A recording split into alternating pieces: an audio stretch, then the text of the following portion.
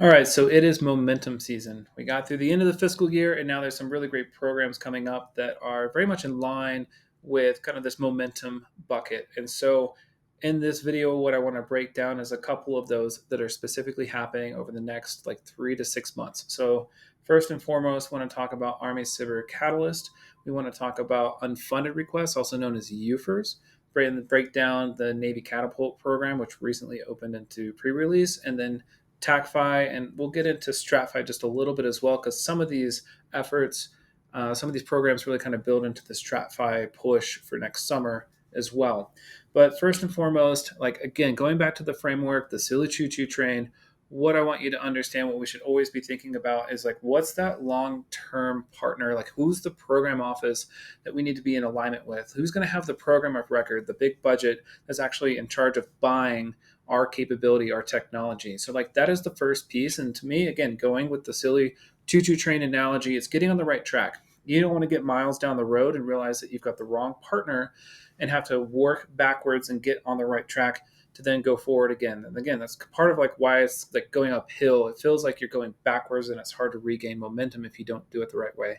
So for all these programs, what you want to keep in mind is that long-term transition partner, that program of record, who's going to be doing the POM, the program objective memorandum, going through the big budgeting processes. And so make sure you're pulling them into these programs. So what we're going to hit on today is, again, Army Cyber Catalyst. We're going to get into the unfunded requests, and I'll break out some of both the program office UFERs versus operational UFERs. What does that mean? What's the difference? Is the process different? I'm going to talk a little bit about this Navy Catapult program. Again, came out recently. We'll get into TACFI and StratFi. So first and foremost, let's break down the Army Cyber Catalyst. And I'm kind of going through these in order of like what's coming, kind of really the soonest, what you need the most time to start prepping for. And so with Army Cyber Catalyst, there's a couple of different things I want you to understand. So one, it opens in November. Now, last year, they said, hey, it's all good. It's rolling. We have until maybe September for you to submit. What actually happened is because it was rolling and they've really only made like 5 awards or so. And what I should say here, again, like our familiarity with this program, very much involved, very much seen this thing as it's evolved the last 2 years, 2 cycles, I should say. So our client is one of 5 that's been selected for that first iteration, still waiting for the next round of awards. So very experienced here working with this program and seeing some of the changes that are coming out with it. But all that to say, last year, they said, hey, it opens November. It's going to be rolling. Well, because of the number of awards that they want to make under this program, they stopped really taking awards after the March timeframe. So while it's open, while it feels like you've got a lot of time to submit to it, you really need to move as quickly as possible to get your foot in the door with the Army.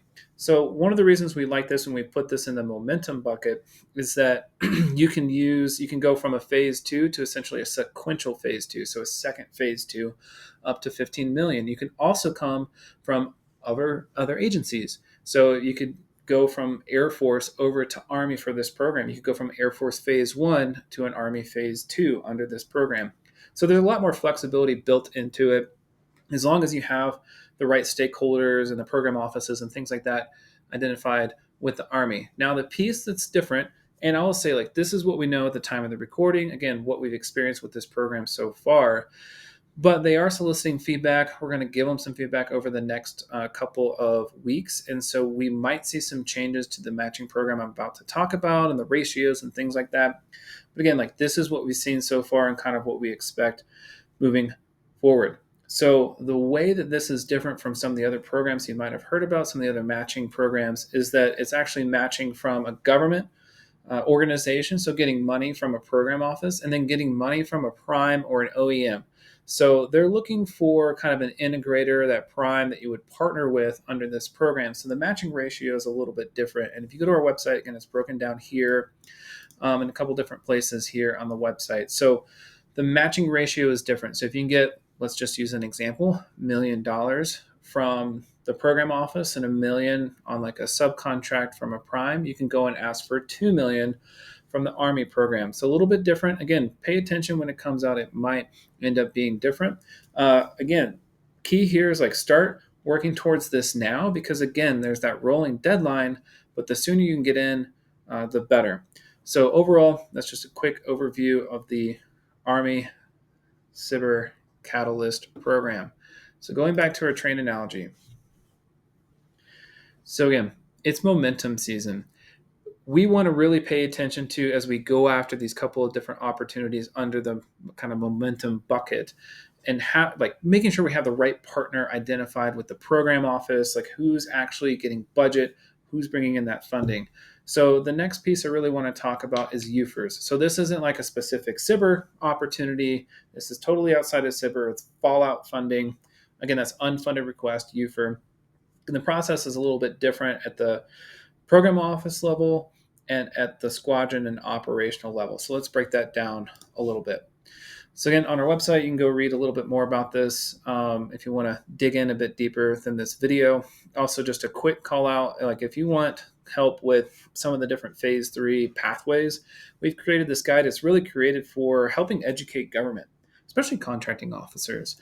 So helping them understand like some of the statutory authority, the ways you can go about actually executing a phase 3. So anyways, that's for free. Throw in your email. You can get that guide on the website. So let's break down UFERS. The number one piece that like people misunderstand about fallout money and UFERS is they think it's this big crazy thing that happens in September. Yes, a lot of it does get executed in September. But again, going back to when I was a contracting officer, I was at a small base and we'd execute $7 million a year in different purchases. Again, just a small base. And it really starts kind of October, November, December, because by January, February, they're actually racking and stacking priorities. So like, what's this actually look like? So again, I think the big push, and from my experience, what we've worked with clients, so on both sides of the fence, you really want to start now through the end of the calendar year. You want to start identifying the right operational and program office partners that might be able to actually go and make this request, and then do as much of that paperwork to help push it through the process as possible.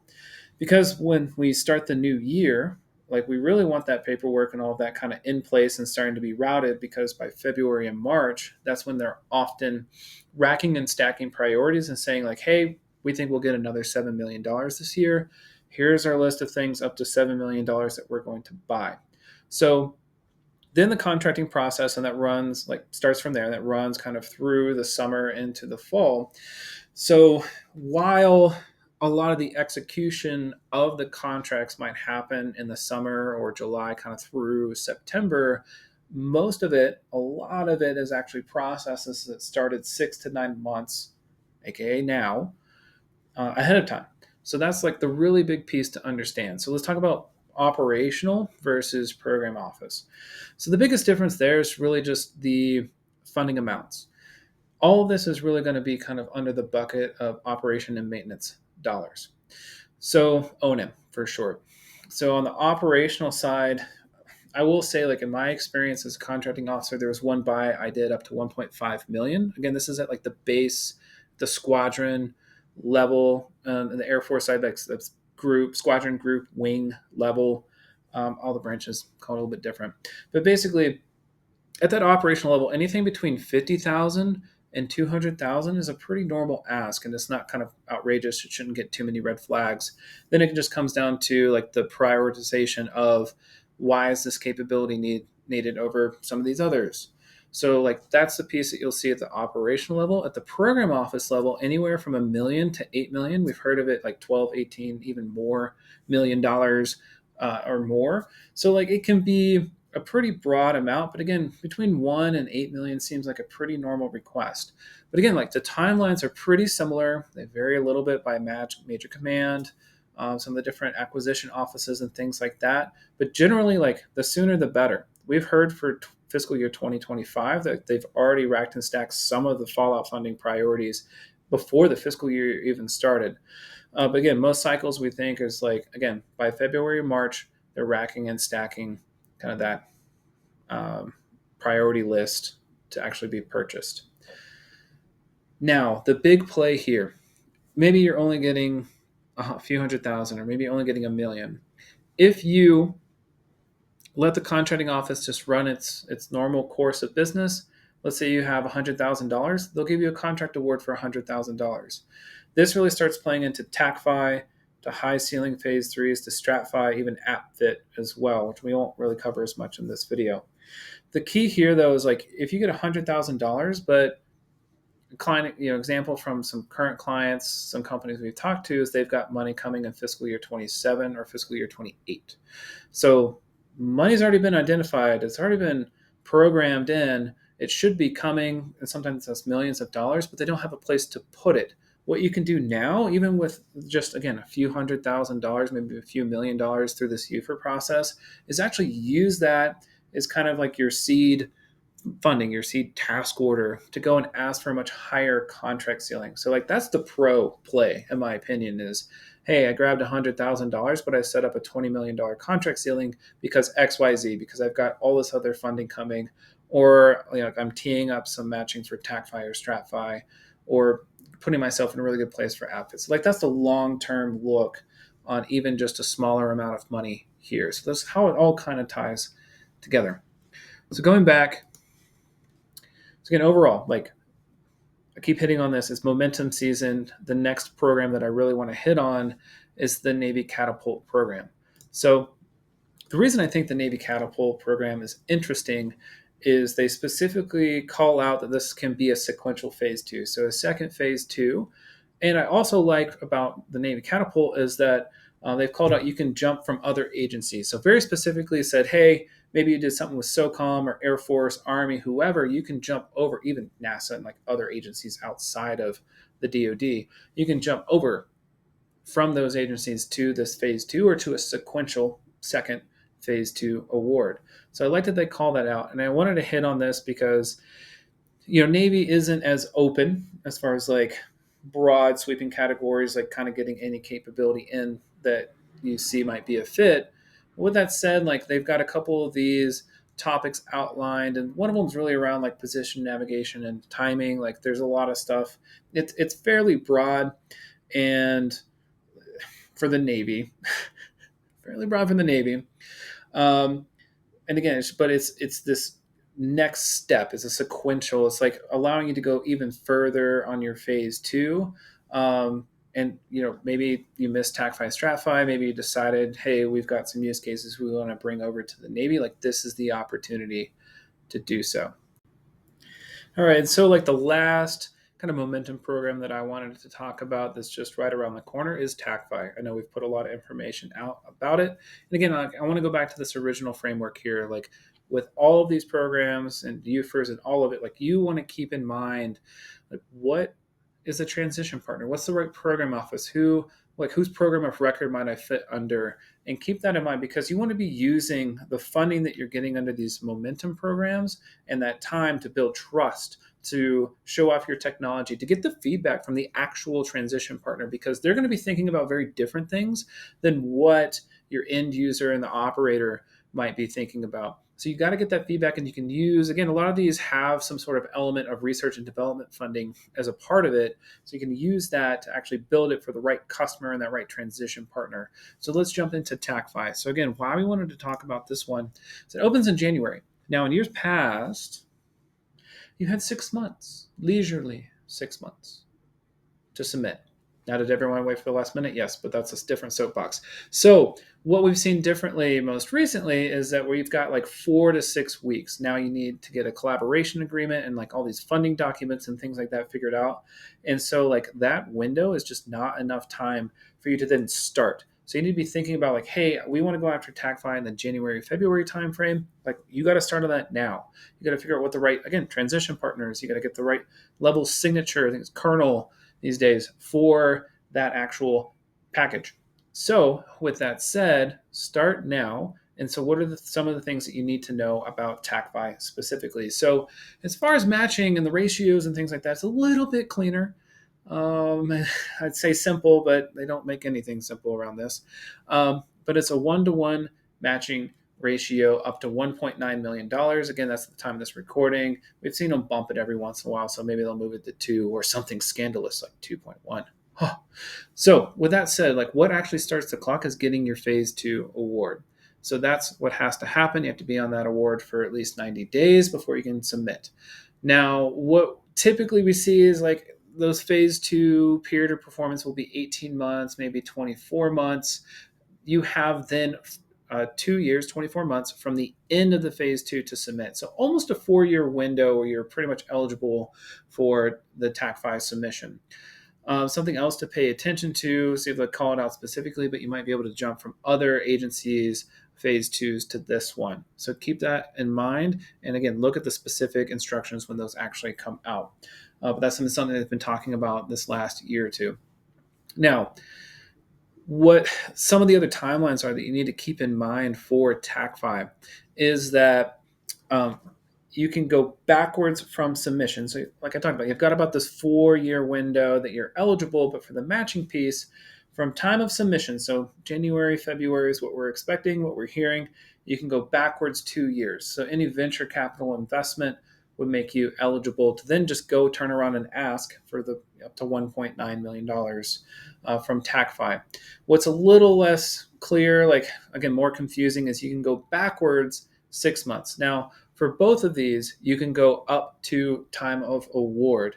Now that if you don't have these things in place and like you're planning on getting them in place before the award and those don't actually happen to be in place when the notification comes out, you can actually lose this award and actually have it withdrawn. So again, what's important is that you've got these windows and up until that time where they send you that notice and you get that contract award to actually get the matching pieces in place. And again, as much as possible up to that 1.9 million. Now, I guess a little bonus, all right? Like StratFi doesn't come until the summer. But here we are, we're on the page already. So like let's roll into StratFi. So the reason I like to I want to throw this out there. Again, it's not opening in the next 4 months like these other programs are that we talked about, or like U for season. It's the right time for that. StratFi it's further out. It's next summer. But the reason I want to make sure and bring this up is like there's so many different matching pieces for StratFi specifically. You have to get such a higher level signature at the PEO MAGCOM level.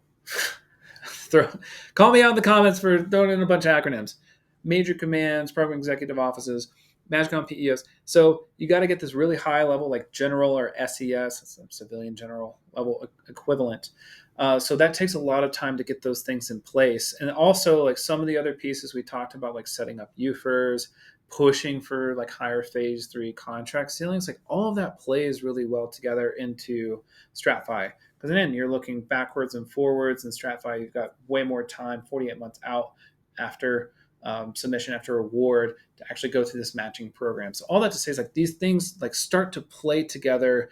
Oh, I did a UFER, I did a phase 3, I set up this contract ceiling. Well, now I'm turning around and matching that towards TAC-FI or towards StratFi. And again, we haven't hit much on AppFit in this. There's a lot of other videos. You can find our tool page on the website, recordings of our masterclass. Go check that out. But again, like that's another big piece of AppFit is having a contract vehicle in place that can catch this money. So all that to say, like, again, it's momentum season. I hope you understand and see a lot of really great programs to pursue over the next couple of months, and a quick breakdown and eligibility and timelines on some of these different programs. So with that, thanks so much for watching. Hope you found this informative.